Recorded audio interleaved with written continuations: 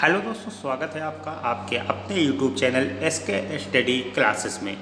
आज हम आपके लिए लेकर आए हैं गांधी युग। गांधी युग से बनने वाले महत्वपूर्ण प्रश्न। आप किसी भी एग्ज़ाम की तैयारी कर रहे हो, सभी एग्ज़ाम में गांधी युग से कम 3 से 4 क्वेश्चन जरूर पूछे जाते हैं। तो बिना देरी चलो स्टार्ट करते हैं आधुनिक भारत का इतिहास से गांधी युग से बनने वाले महत्वपूर्ण प्रश्न। पहला क्वेश्चन आपसे कह रहा है, करो या मरो का संबंध किस आंदोलन से है? तो आपको याद रखना है भारत छोड़ो आंदोलन से। करो या मरो का नारा जो है वो भारत छोड़ो आंदोलन के दौरान दिया गया था, इसलिए करो या मरो का संबंध भारत छोड़ो आंदोलन से है। अगला क्वेश्चन आपसे कह रहा है कि गांधी ऑन नॉन वायलेंस पुस्तक का लेखन किसने किया था? तो आपको याद रखना है थॉमस मर्टन ने। गांधी ऑन नॉन वायलेंस पुस्तक के लेखक हैं थॉमस मर्टन। क्वेश्चन नंबर 3 आपसे कह रहा है the life of Mahatma Gandhi पुस्तक का लेखन किसने किया था? तो आपको याद रखना है लुई फिशर ने। The life of Mahatma Gandhi पुस्तक के लेखक हैं लुई फिशर। अगला क्वेश्चन आपसे कह रहा है द वर्ड्स ऑफ गांधी पुस्तक के लेखक कौन है? तो याद रखता है महात्मा गांधी। महात्मा गांधी द्वारा लिखी गई ये पुस्तक है द वर्ड्स ऑफ गांधी। सारे क्वेश्चन वेरी इंपॉर्टेंट क्वेश्चन है। सभी एग्जाम में आपको गांधी युग से जरूर क्वेश्चन देखने को मिलेंगे, इसलिए सेशन को लास्ट तक देखना है, स्किप नहीं करना है। सारे ही क्वेश्चन को आप देखते रहिए और सारे ही क्वेश्चन आपके माइंड में सेट हो जाएंगे। बस देखना है आपको सेशन को लास्ट तक।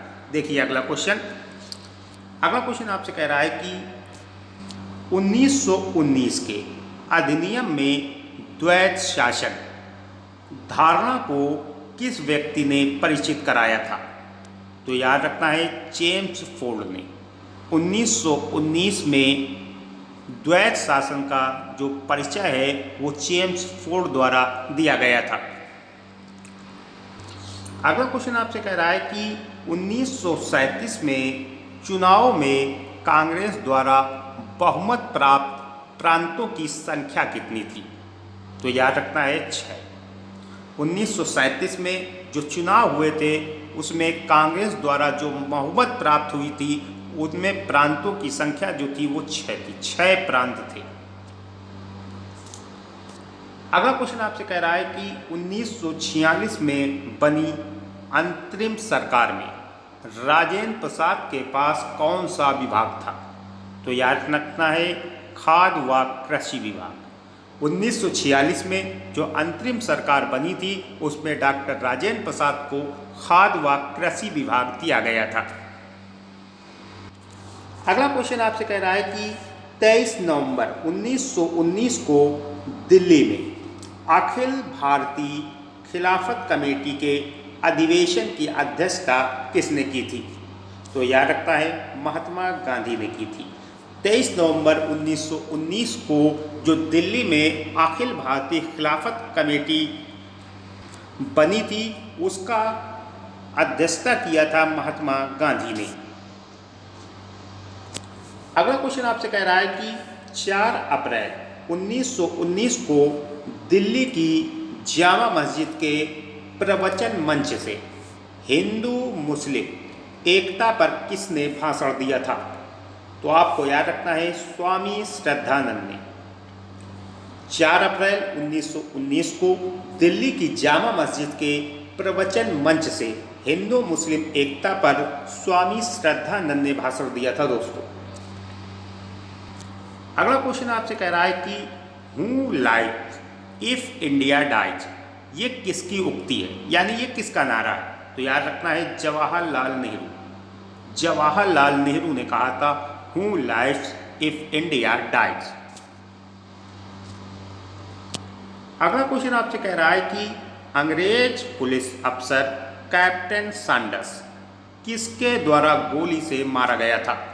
तो तो याद रखना है भगत सिंह।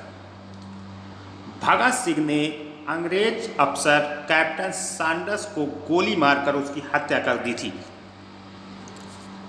अगला क्वेश्चन आपसे कह रहा है कि अफ्रीकी गांधी के रूप में किसे जाना जाता है? तो याद रखना है नेल्सन मंडेला को। नेल्सन मंडेला को अफ्रीका का गांधी कहा जाता है। अगला क्वेश्चन आपसे कह रहा है कि अमेरिकन गांधी के रूप में कौन जाना जाता है? तो आपको याद रखना है Martin Luther king. Martin Luther king को अमेरिकन गांधी कहा जाता है दोस्तों। अगला क्वेश्चन आपसे कह रहा है कि असहयोग आंदोलन जो 1920 से 1922 को चला क्यों निलंबित किया गया, यानी क्यों बंद कर दिया गया? तो याद रखना है चौरी चौरा में हुई हिंसक घटना के कारण। चौरी चौरा में हुई हिंसक घटना के कारण असहयोग आंदोलन को बंद करना पड़ा था। अगला क्वेश्चन आपसे कह रहा है कि असहयोग आंदोलन के दौरान गांधी जी ने ब्रिटिश सरकार द्वारा दी गई किस उपाधि को वापस कर दिया था? तो याद रखना है कैसर ए हिंद की।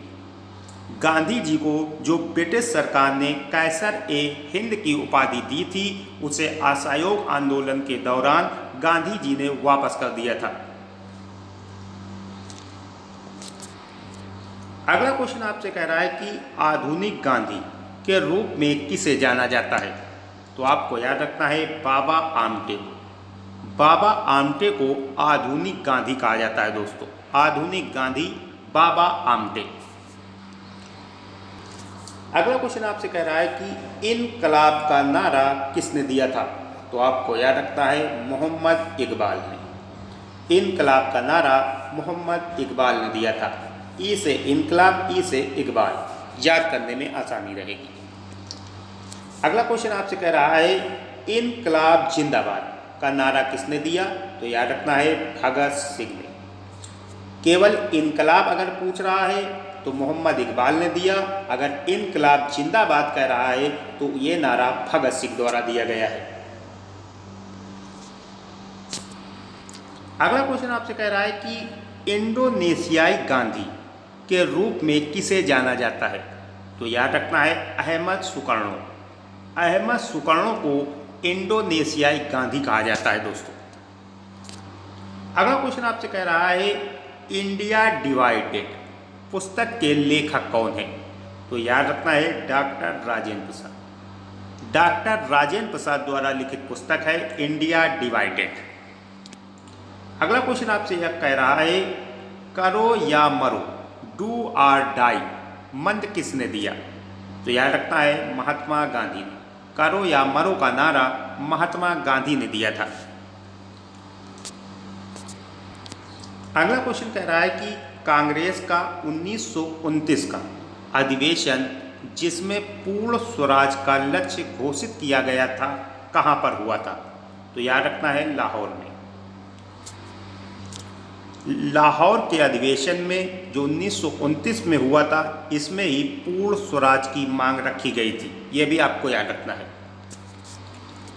अगला क्वेश्चन आपसे कह रहा है कि कांग्रेस का प्रथम विभाजन जो 1907 के सूरत अधिवेशन में हुआ था और दूसरा विभाजन कब हुआ? तो याद रखना है मुंबई 1918 में। पहला कांग्रेस का विभाजन 1907 के सूरत अधिवेशन में हुआ और दूसरा विभाजन मुंबई अधिवेशन में हुआ 1918 में।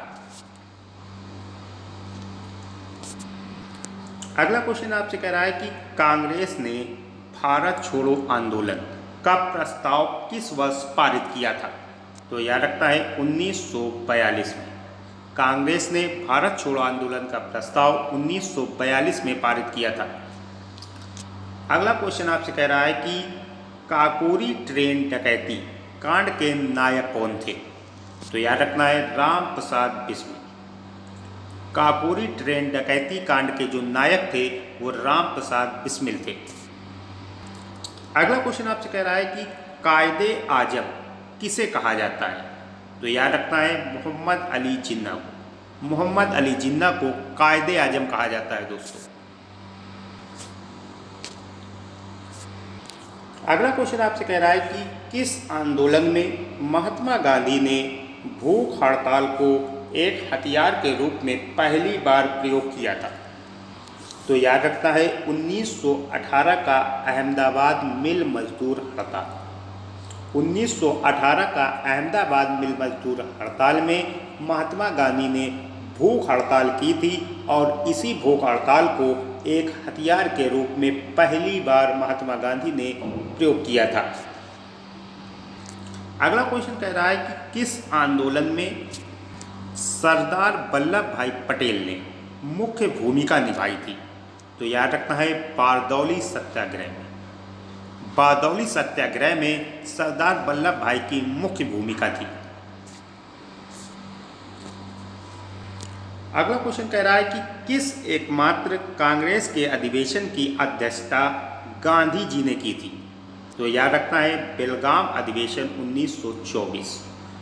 बेलगाम अधिवेशन 1924 एकमात्र ऐसा कांग्रेस का अधिवेशन है जिसकी अध्यक्षता महात्मा गांधी ने की थी दोस्तों।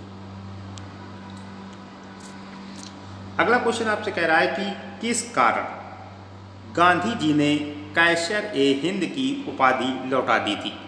तो याद रखना है जलियांवाला बाग हत्याकांड 1919 में जो हुआ था, इसके कारण महात्मा गांधी ने कैसर ए हिंद की उपाधि वापस कर दी थी। जलियांवाला बाग हत्याकांड 1919 में हुआ था, ये भी आपको याद रखना है। अगला क्वेश्चन आपसे कह रहा है कि किस काल को गांधी जी की आत्मकथा का काल माना जाता है?